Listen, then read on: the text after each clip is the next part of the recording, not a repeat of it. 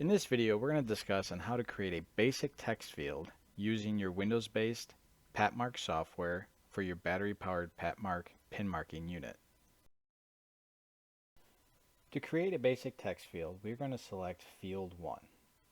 Then select Text. Under the input, we're going to type in the information that we would like to mark. Now we can work on the location. We can change the Y and the X axis. In this example, we're going to change our Y to 9 millimeters and our X to 7 millimeters. Now we're going to work with the height. For this example, we're going to use a height of 3.5 millimeter tall characters. Next up is our pitch. Again, the pitch is the spacing in between the characters. We are going to change this to 2.8 to make sure that the information fits on the grid.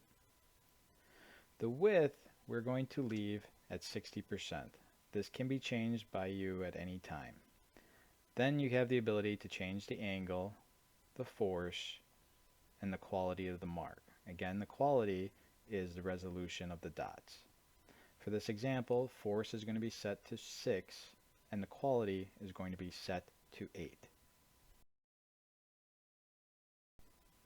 Once all your adjustments are made, now we can start marking.